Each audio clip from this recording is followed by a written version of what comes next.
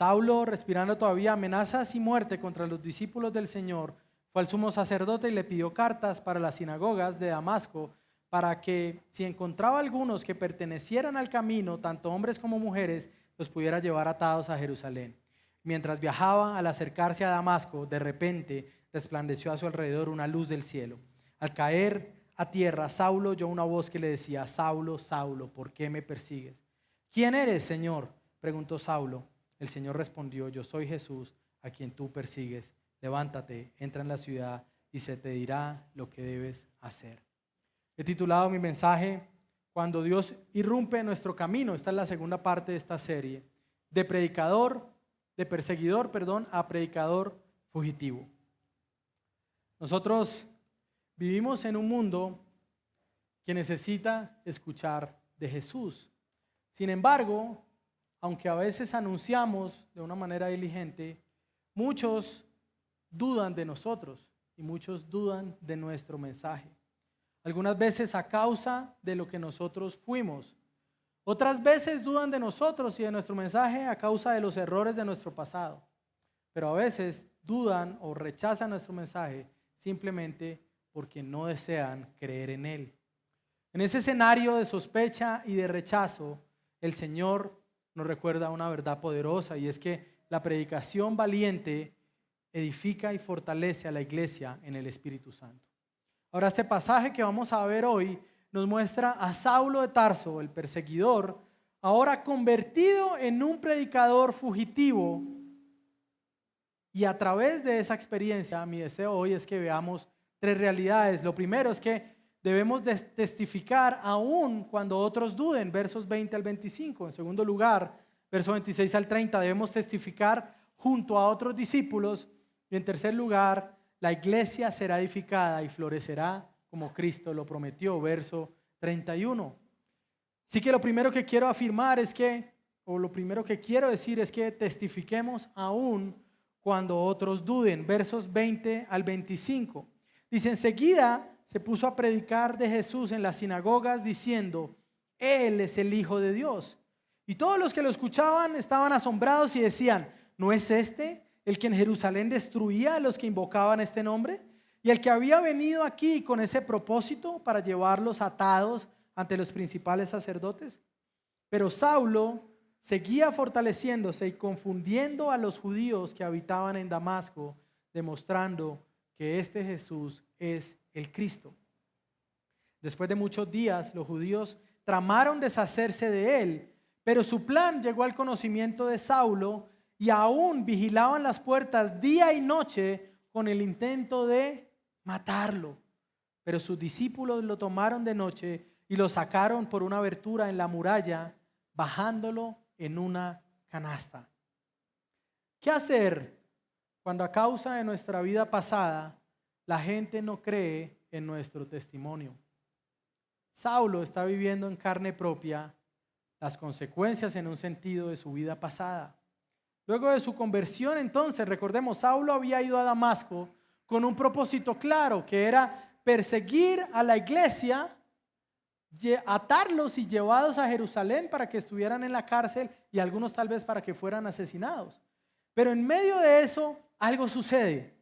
Dios irrumpe en el camino de Pablo y entonces de repente vemos ahora a Pablo predicando de Jesús en las sinagogas o en el lugar donde se reunían los judíos a compartir la ley.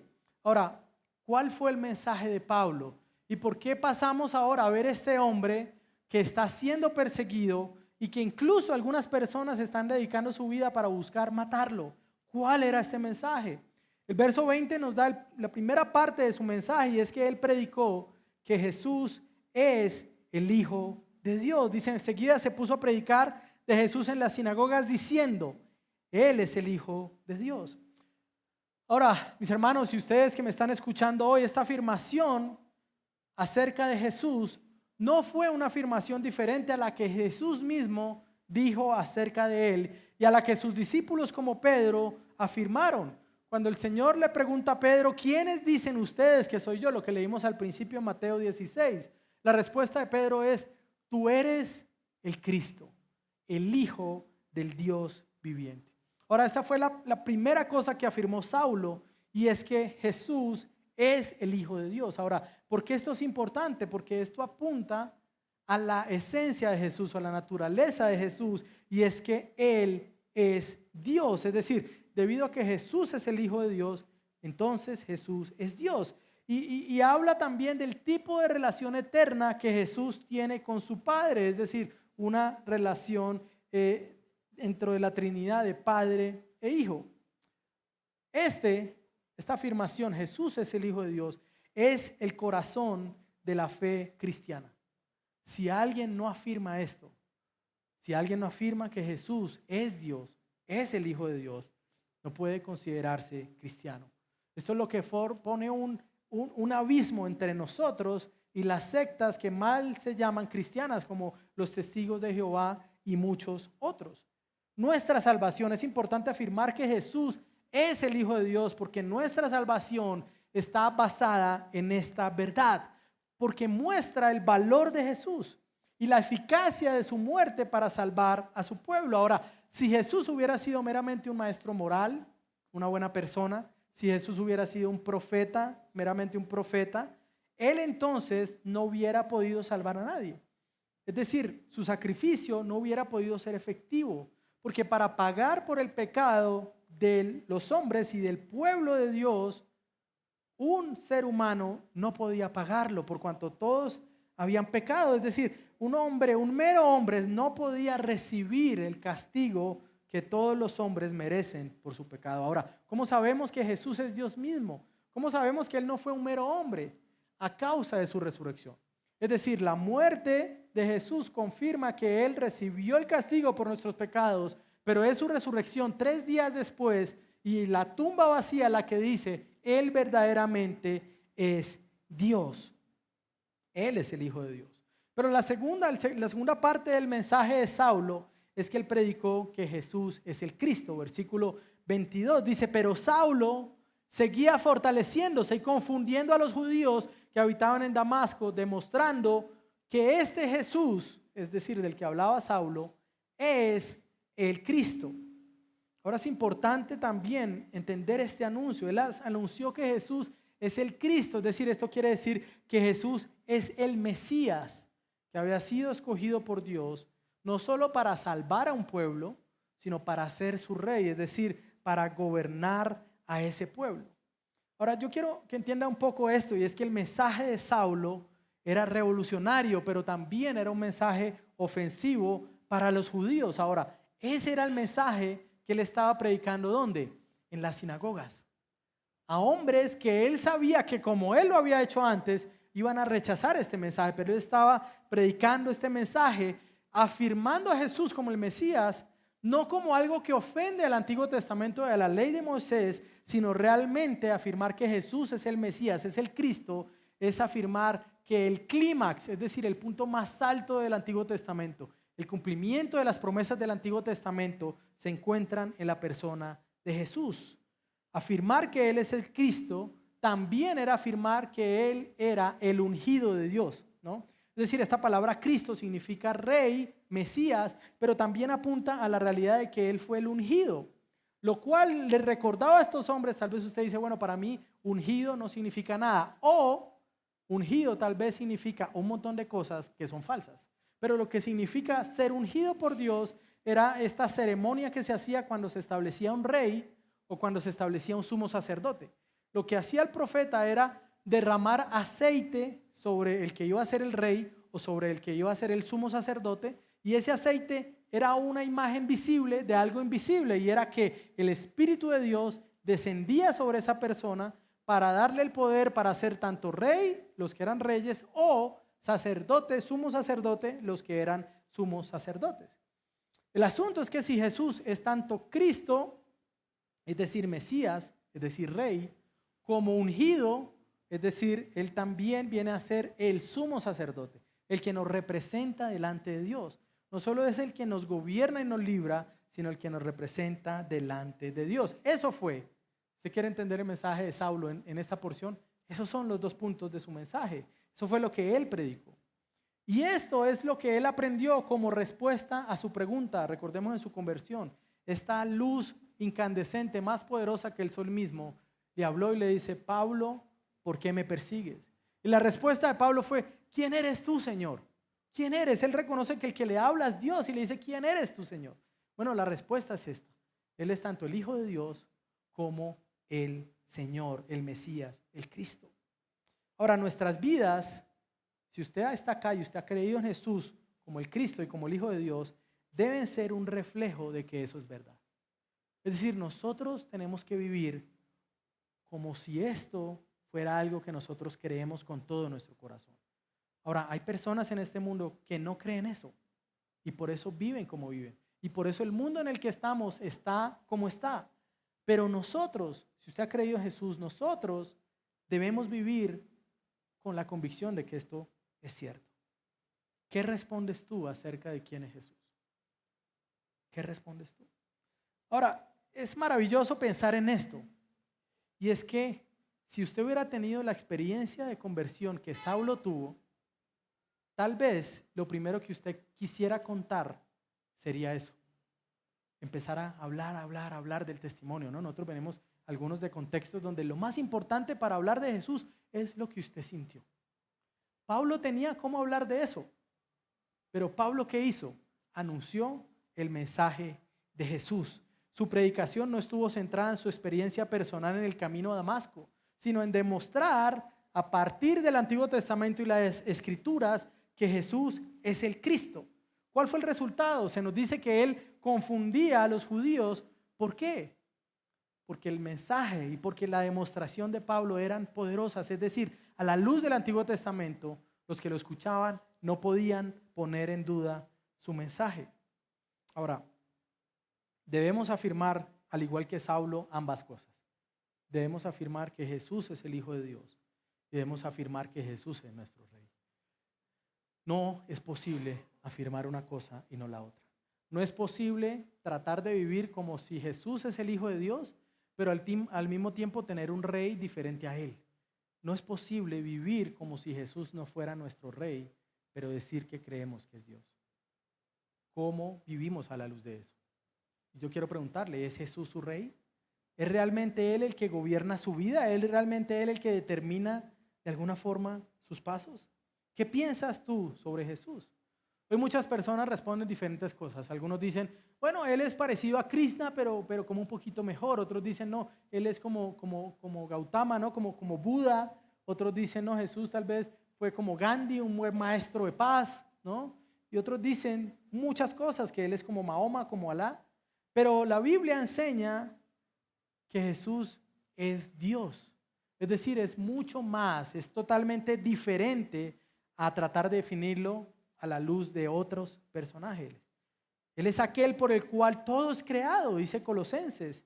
Él es aquel en quien se encuentra toda la imagen de la deidad y en el cual encuentra propósito también nuestra vida. Es decir, si Jesús es el Hijo de Dios, si Jesús es el Mesías, es el Cristo, si Jesús es el Rey, entonces las vidas de los hombres no tienen sentido, sino solamente estando unidos a Él.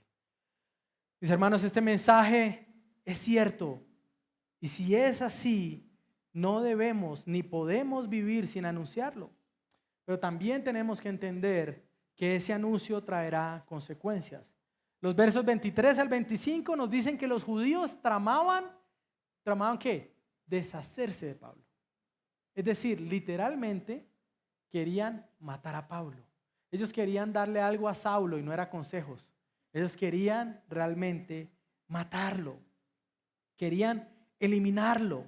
Ahora, la reacción que tienen estos judíos básicamente es la misma reacción que Saulo había tenido. ¿Cómo reaccionó Saulo ante el mensaje de Esteban? Quería matarlos a todos, quería destruir al cristianismo. Estos judíos tienen la misma reacción. Ahora, Saulo se entera de que habían planes en su contra, pero ahora los discípulos a quienes él había perseguido antes vinieron a ser aquellos que lo buscaron para guardarlo y para protegerlo, ¿no? Esto es maravilloso. O sea, seguramente los que estaban allí, tal vez bajando la canasta, ¿no? Hablaban, bueno, no sé. Uy, ¿te acuerdas? Hace un mes que no podíamos ni verlo de lejos porque nos teníamos que esconder. Estaban allí bajando a Pablo, ¿no? para nosotros tal vez no significa eso, mucho más allá de una imagen que es curiosa, ¿no? Pero en la antigüedad los que estudian dicen que esa era la manera, ese era como el shoot de esa época, ¿no? Como la manera de bajar los desperdicios de una ciudad. Pablo fue bajado, el hombre que llegó a Damasco, creyendo que era poderoso y creyendo que estaba en la cima del mundo religioso, es bajado ahora como alguien de poco valor por aquellos que realmente saben que él tenía mucho valor. Ahora, testificar de Jesús tendrá un costo. Nosotros seremos rechazados, nosotros seremos perseguidos. Ahora, tal vez no en la misma manera como Pablo fue perseguido, pero seremos perseguidos. Ahora es posible, y quiero decirle algo, y es que tal vez la razón por la cual a veces no testificamos es porque nos da miedo pagar ese costo. Piénselo. ¿Usted testifica acerca de quién es Jesús? Y si no lo hace, ¿por qué no? ¿Cuál es el precio que tú no estás dispuesto a pagar por afirmar que Jesús es el Hijo de Dios y es el Cristo? En una época de mi vida, el precio que yo no quería pagar era quedarme sin amigos. Decía, he pasado toda mi vida burlándome de los cristianos y ¿cómo voy a salir ahora con que yo soy cristiano? Hay diferentes precios. Tal vez el rechazo de nuestra familia, tal vez el rechazo de nuestra pareja, los que están casados, el rechazo de su cónyuge. ¿Cuál es la razón por la cual no queremos testificar si esto es verdad? Dietrich Bonhoeffer dijo alguna vez, el sufrimiento entonces es la insignia del verdadero discípulo o del verdadero discipulado. Eso viene con el combo, viene con el kit. Sufriremos si testificamos. Ahora, si usted quiere una vida cómoda, entonces usted no lo va a hacer. Verso 25, según lo que Pablo mismo nos recuenta, él escapa de la persecución de Damasco y se dirige a Arabia. Gálatas capítulo 1, usted puede ver un poco más, ahí Lucas nos da un relato, pero Gálatas Pablo lo que hace en Gálatas es ampliarlo. Ahora lo que Pablo nos dice en Gálatas capítulo 1 es que él se va de Damasco, pasa 3 años en Arabia y luego regresa a Damasco y entonces ahí sí se dirige a Jerusalén. No fue como que lo bajaron del canasto y de una vez él se fue a Jerusalén. Pasaron 3 años en este periodo de tiempo. Mis hermanos, aun cuando el anuncio que podamos traer de Jesús pueda generar dudas, las personas que nos escuchan y que conocen nuestra vida pasada, nosotros debemos cobrar ánimo. Tal vez usted ha pasado por esto. Tal vez usted se encuentra con sus amigos y usted les dice, miren, yo conocí a Jesús y yo empecé a leer la Biblia y yo empecé a leer de que este Jesús resucitó de los muertos y ahora eso es verdad para mí y estoy viviendo a la luz de eso. Tal vez lo primero que usted escucha cuando usted testifica es, no te creo, yo sé quién eres tú, ¿no? Eso te va a durar 3 o 4 meses, tal vez 6, si le dicen algo como lo que a mí me decían, porque yo sé quién es usted. Yo lo he visto en esta situación, en aquella, en la otra. Yo sé que eres un borracho, yo sé que eres un adúltero, yo sé que eres un pendenciero, yo sé que eres una persona iracunda, yo sé que eres una mujer envidiosa, yo sé. Eso pasó en la vida de Pablo. Pero aún cuando nuestro anuncio genere dudas, nosotros, al igual que Pablo, hermanos, debemos cobrar ánimo y esforzarnos más y más y más por anunciar a nuestro Salvador. No hay forma en que la iglesia sea fortalecida y edificada sino el anuncio de los creyentes acerca de su Señor. Ahora, también quiero decirle algo, y es que si usted está comenzando en la fe, debe saber que tal vez su mala reputación de su vida pasada pueda jugarle en su contra. Pero también quiero decirle que el tiempo y la perseverancia que el Espíritu Santo le va a dar, le va a ayudar para disipar las dudas. Ahora, ante esas dudas, también debes saber que no vas a estar solo. Cuando las personas dudan, debemos esforzarnos más y más, no solo por testificar, sino para vivir a la luz de esto. Ahora, si usted pertenece a esta iglesia, es miembro de esta iglesia, tenemos que recordar este mensaje. Tenemos que ayudarnos entre nosotros porque somos olvidadizos. Podemos olvidar de que Jesús es Dios y podemos olvidar de que Él es nuestro Rey, el Hijo de Dios, el Cristo. Ahora, precisamente también lo que vemos es que hay una necesidad de anunciar a Jesús pero también a testificar con otros discípulos. Y esto me lleva a mi segundo punto, verso 26 al 30, y es: testifiquemos junto a otros discípulos. Verso 26 dice: cuando Saulo llegó a Jerusalén, trataba de juntarse con los discípulos, pero todos le temían, no creyendo que él era discípulo. Pero Bernabé lo tomó y lo presentó a los apóstoles. Y les contó cómo Saulo había visto al Señor en el camino y que él había hablado, y cómo en Damasco había hablado con valor en el nombre de Jesús. Y estaba con ellos moviéndose libremente en Jerusalén, hablando con valor en el nombre del Señor. También hablaba y discutía con los judíos helenistas, pero estos intentaban matarlo. Pero cuando los hermanos lo supieron, entonces lo llevaron a Cesarea y de allí lo enviaron a Tarso.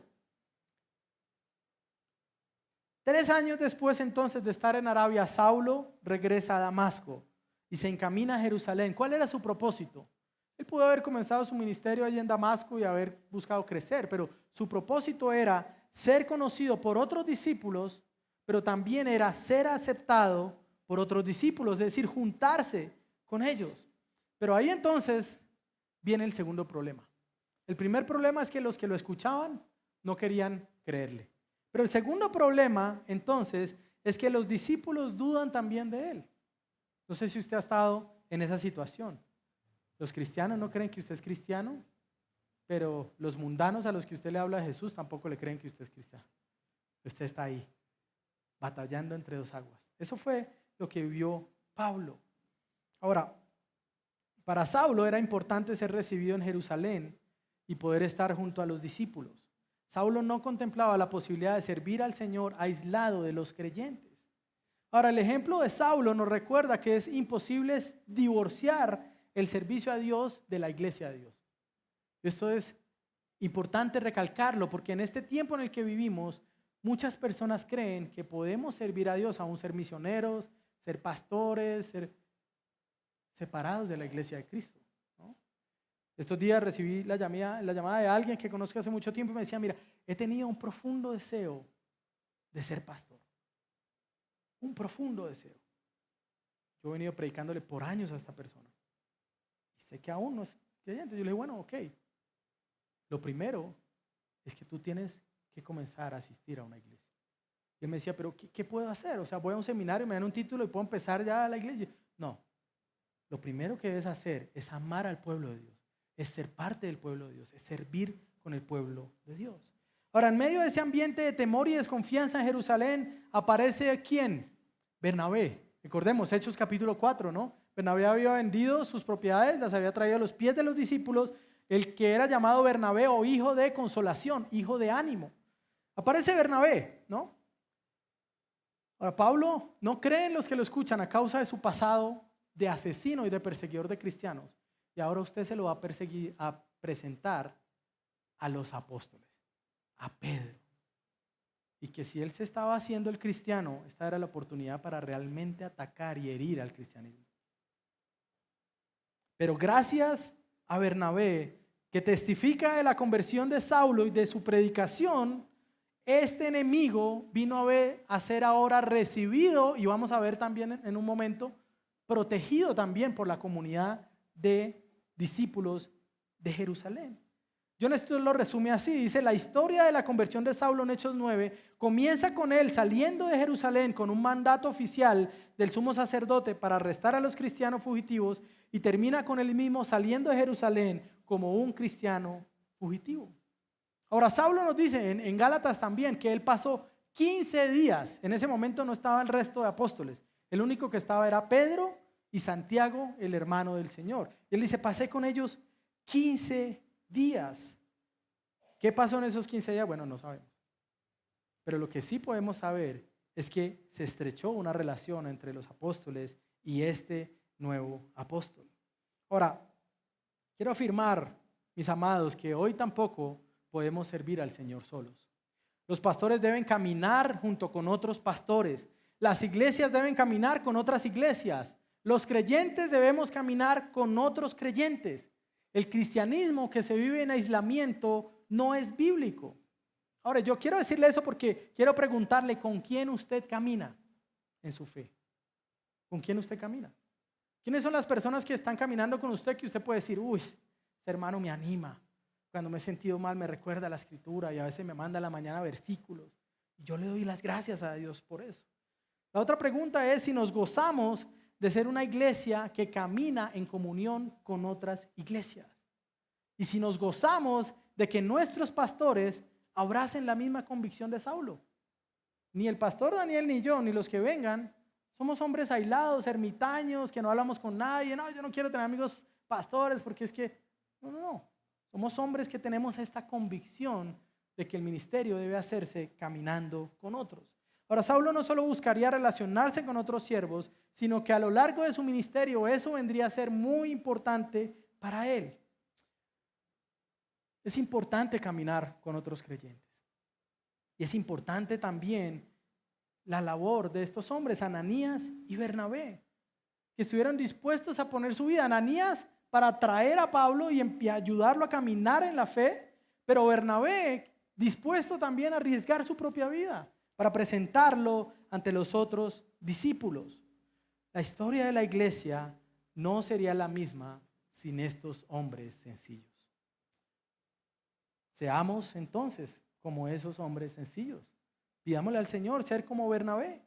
La iglesia necesita, hermanos, que animen y den lugar a nuevos siervos. La pregunta es si estamos ayudando a otros en crecer en el servicio. Usted sirve y tal vez usted lleva años sirviendo, haciendo esta labor, enseñando de esta manera o haciendo esto. Y dice, no, yo creo que es que nadie más lo puede hacer como yo. O podemos decir, yo quiero que otros no solo lo hagan como yo, sino que seguro lo van a poder hacer mejor que yo. Esa es una de las razones por las cuales hemos tratado de invertir tanto tiempo y recursos en la residencia ministerial que hacemos. Porque creemos que Dios está levantando hombres que puedan llevar a cabo la labor del ministerio. Ahora, el resultado de esto lo vemos en el verso 28. Dice, y estaba con ellos moviéndose libremente, hablando con valor en el nombre del Señor. También hablaba y discutía con los judíos helenistas, los mismos que mataron a Esteban, recordemos, pero estos intentaban matarlo, ¿no? Ahora, el resultado es que Saulo viene a ser parte de los discípulos en Jerusalén y continúa su labor de hablar con valor en el nombre del Señor. Cuando Dios irrumpe nuestro camino, los perseguidores se convierten en predicadores. Qué grande es el poder de Dios. El Señor transformó a un enemigo en un discípulo camino a Damasco y ahora transforma a ese discípulo en un predicador valiente de Cristo como Jesús. En un hombre que sufrió y se gozó mientras sufría porque servía a alguien que está por encima incluso de la muerte misma. Mis amados, cuando el Señor irrumpe en nuestro camino y nos da un nuevo corazón, es un corazón que habla con valentía acerca de Jesús. ¿Cuándo fue la última vez que hablaste acerca de Jesús? No le voy a decir que levante la mano ni que responda en voz alta, ¿no? ¿Cuándo fue la última vez que usted habló acerca de Jesús? Ahora debemos cobrar ánimo y darle al Señor o pedirle al Señor que nos ayude en esto. Ahora, tal vez algunos de los que están acá sentados hoy son el resultado de que alguien hablara con valentía. Le dijera, mira, tú tienes que escuchar lo que estoy escuchando. Tú tienes que leer lo que estoy leyendo. Tú tienes que saber lo que el Señor me ha permitido conocer. Y gloria a Dios por eso. James Montgomery Boyce alguna vez afirmó, una de las cosas más encantadoras de la vida cristiana es conocer el tipo de personas que Dios salva, porque generalmente no son el tipo de persona que uno esperaría.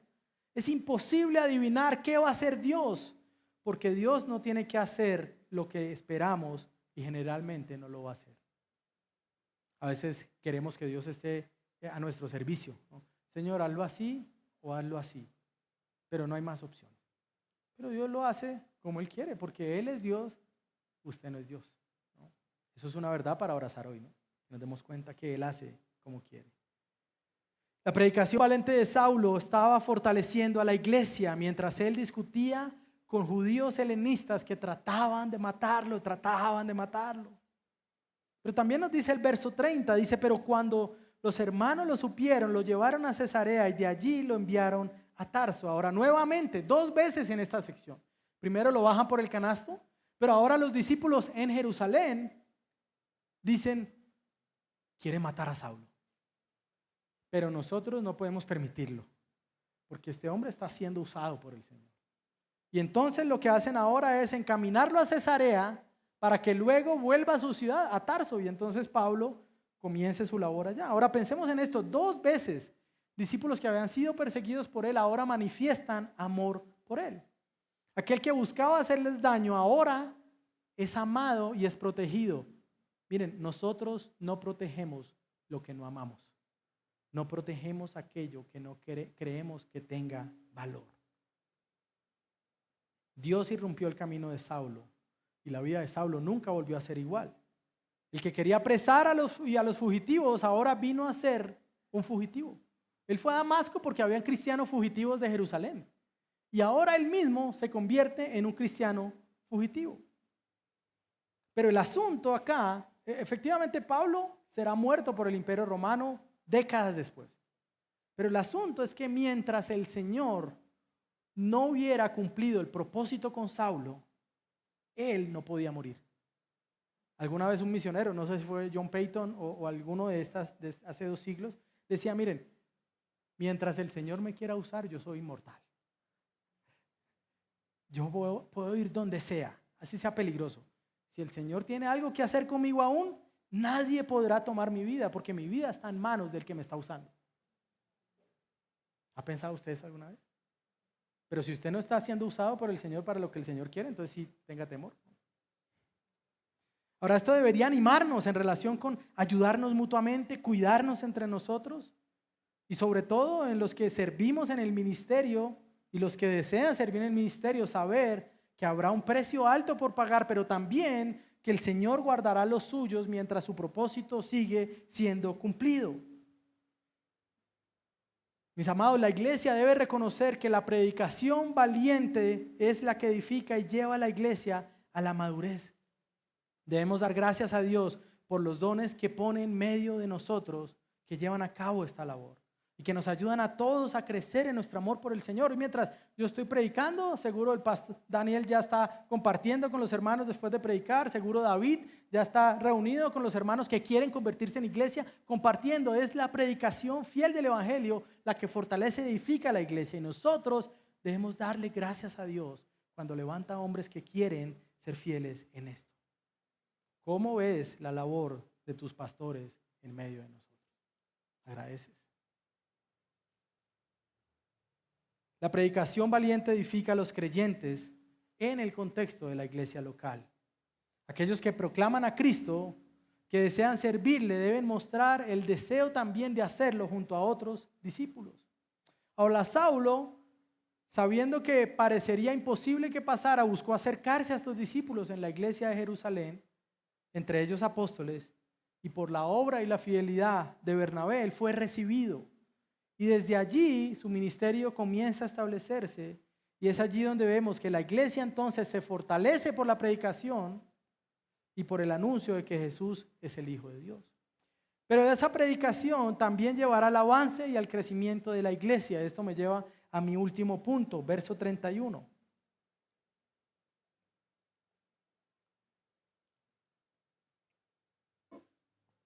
Entre tanto, la iglesia gozaba ¿de qué?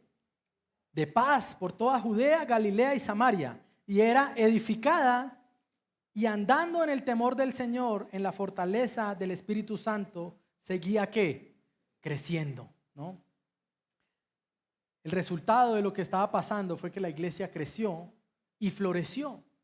El verso 31 lo resume de 4 formas, o muestra 4 bendiciones que recibió la iglesia a causa de la predicación valiente y de lo que estaba pasando en la vida de Saulo. La primera bendición de estas es paz. El perseguidor que vino a ser predicador ayudó en un sentido a que la iglesia tuviera paz.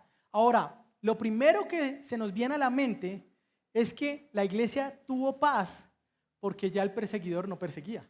Eso es lo primero que viene a nuestra mente. Pero la razón de esa paz, mis hermanos, es pensar en que si Dios es tan poderoso como para convertir a un perseguidor en su hijo, ¿a qué debería yo temerle? La paz de esa iglesia no era que dejaran de perseguir, porque Pablo mismo estaba siendo perseguido. O sea, querían matar a Pablo. La razón de la paz que experimentó la iglesia es la confianza en el Señor de que sin importar la circunstancia, sin importar quién está contra nosotros, es Dios el que está a favor de su pueblo. Mis hermanos, y es ese mismo Cristo el que nosotros proclamamos. Es el mismo Cristo el que anunciamos. Es el mismo Cristo el que protege y cuida a esta iglesia y a los que servimos en medio de ella. La paz del Señor es la convicción de que en cualquier circunstancia Dios tiene el control y que todo lo que Él hace es para nuestro bien, el de sus hijos y para la gloria de su nombre. Ahora la pregunta es si esa es su convicción cuando las dificultades aparecen. Si usted puede tener paz, no porque las dificultades dejan de desaparecer. La pregunta es si usted puede tener paz a causa de que usted entiende quién está en control. La segunda bendición es que la iglesia se edificaba, es decir, se estaba firmando como una casa fundada sobre esa verdad. Esta palabra de edificar es como construir un oikos, construir una casa, pero que también se hace referencia a la familia. Es decir, que el fundamento sobre el cual la casa de Dios, la familia de Dios se estaba construyendo era que Jesús es el Hijo de Dios y que Jesús es el Mesías. Pero también dice que estos cristianos andaban en el temor del Señor. Generalmente cuando hablamos del temor del Señor se refiere a una vida que tiene una reverencia por quién es Dios y también un compromiso por quién es Él. Es decir, no solo intelectualmente ellos sabían que Jesús es el Hijo de Dios y el Cristo, sino que eso llevaba a que su corazón y sus vidas pudieran encaminarse a vivir para la gloria de Él. La razón por la cual nosotros vivimos como vivimos no es por el temor al hombre, sino por un amor y un temor reverente a Dios. Como decía José, ¿cómo yo podría hacer este mal y ofender de tal forma a este Dios? Se puede decir que esa iglesia en Jerusalén, Judea y Samaria, fue una iglesia que dio testimonio de piedad. De igual manera, también el Espíritu Santo los fortalecía para perseverar. La cuarta bendición es que había fortaleza y consuelo. Y el resultado de esto es que la iglesia creció. Ahora, la paz y la edificación que la iglesia experimentó resultó en que la iglesia continuó creciendo. Ahora, el texto dice que la iglesia crecía y en un sentido significa que llegaron más personas a la fe, es decir, creció numéricamente, pero también este término griego significa florecer. Es decir, la iglesia no solo creció en número, sino que empezó a florecer. Los creyentes empezaron a madurar, la relación entre los hermanos comenzó a mejorar, los hermanos empezaron a dar fruto en el Espíritu del Señor. La iglesia florecía porque la predicación de Cristo estaba en el centro y el Espíritu Santo obraba en medio de ellos. La razón por la cual nosotros podemos tener esperanza y confianza de que nuestras vidas, pero también de que nuestra iglesia florecerá, es porque se predique la palabra del Señor. Ahora, si usted es miembro de esta iglesia, yo quiero hacerle esta pregunta y es, ¿cuál es tu deseo en relación con nuestra iglesia? ¿Cuáles son tus pensamientos en relación a nuestra iglesia? ¿Anhelas que seamos una iglesia que florece? Cuando hablamos de misiones, ¿no? Cuando hablamos de enviar a una de nuestras familias, cuando hablamos de plantar otra iglesia, cuando hablamos de enviar misioneros, es florecer. ¿Qué es lo que primero viene a su mente? Uy, no, pero ¿por qué? Quedémonos acá tranquilos, ¿no? No crezcamos más porque también, ¿y cómo conseguimos un lugar más grande? ¿Cuáles son sus pensamientos en relación al florecimiento de nuestra iglesia? ¿Cuál es su deseo en relación a nuestra iglesia? ¿Cómo ves ahora tu vida cristiana? ¿Puedes decir que tu vida también está floreciendo en Cristo y está dando fruto?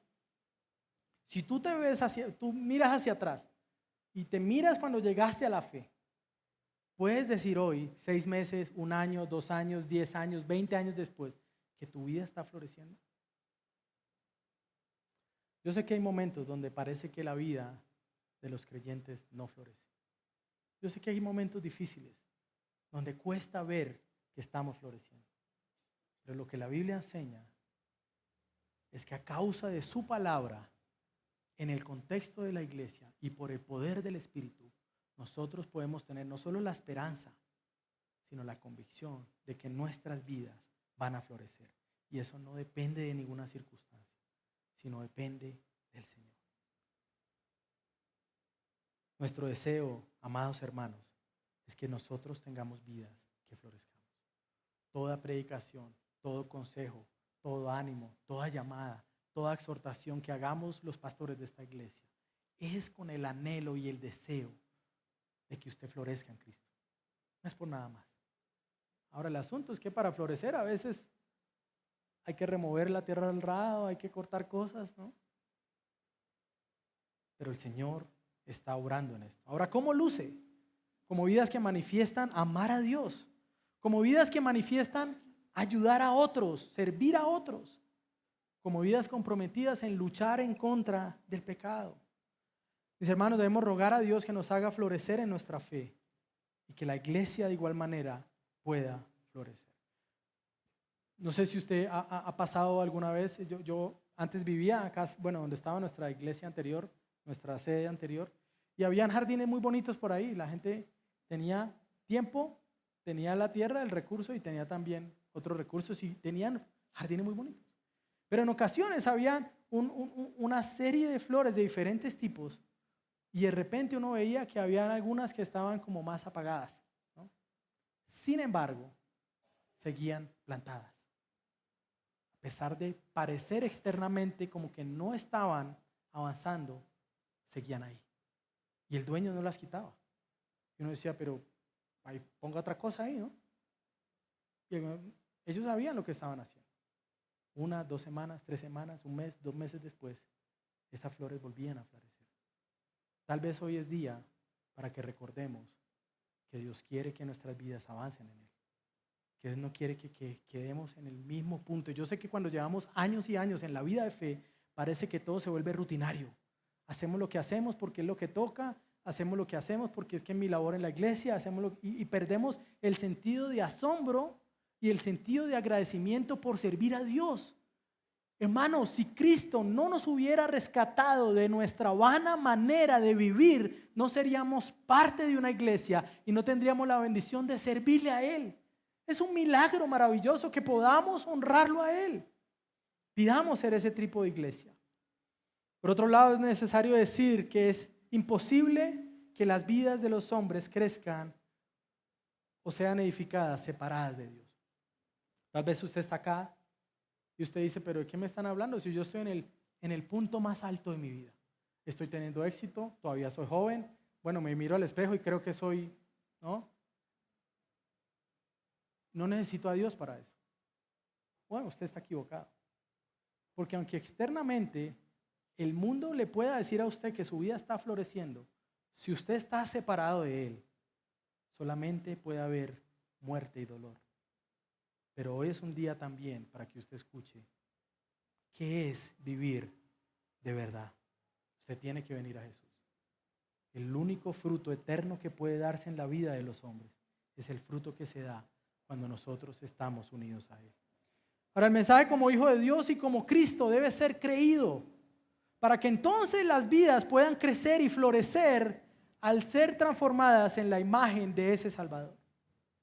La forma como Dios irrumpe en el camino de Saulo de Tarso, la forma como Dios lo convierte en discípulo, la forma como el Señor lo convierte en un predicador perseguido, debe llenarnos de asombro.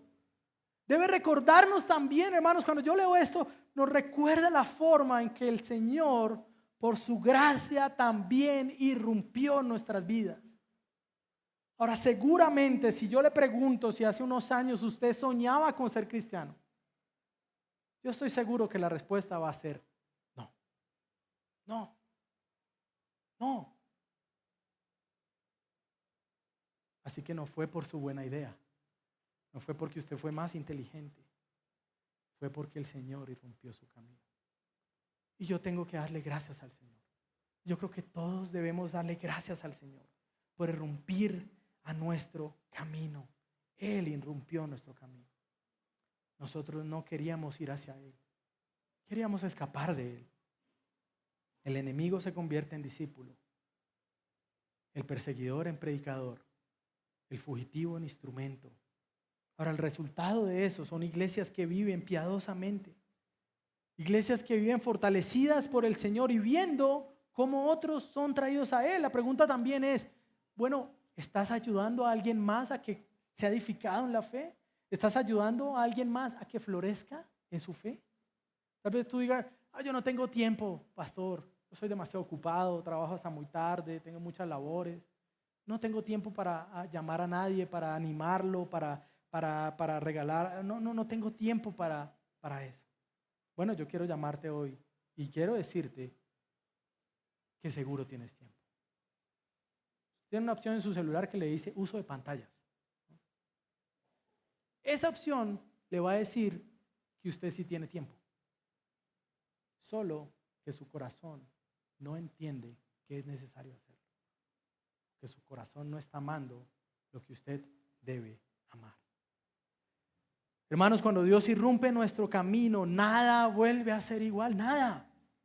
La predicación del Evangelio viene a ser la fuente de fortaleza, de gozo y de ánimo para que vivamos para Él, pero también para que nosotros testifiquemos de Él. Aún cuando algunos puedan dudar a causa de lo que nosotros fuimos sin Cristo y aún a pesar del precio que debamos pagar. Debemos levantarnos con valor.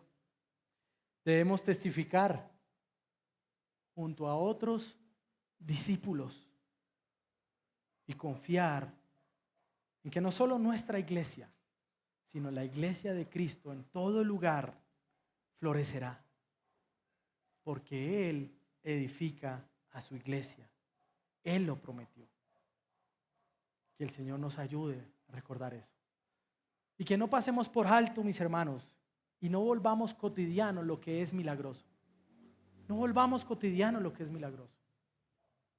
Que el Señor nos ayude a atesorar, pertenecer a Él y el resultado de que Él sigue irrumpiendo el camino de los pecadores.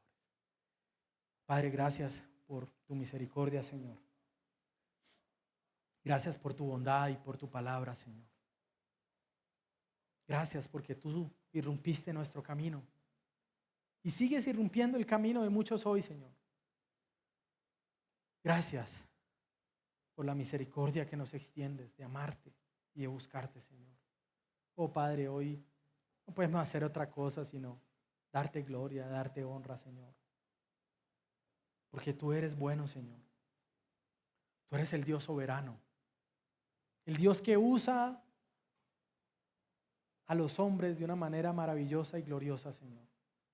El Dios que hace florecer a tu iglesia, el Dios que nos hace crecer, el Dios que fortalece a su iglesia por medio de la predicación, del anuncio de estas verdades, de que tú eres el Hijo de Dios y que tú eres el Cristo. Gracias por este día, Señor. Tú eres nuestro Dios. Descansamos en ti. Honramos tu bondad y tu misericordia, Señor. Te damos gracias, Padre, en Cristo Jesús. Amén.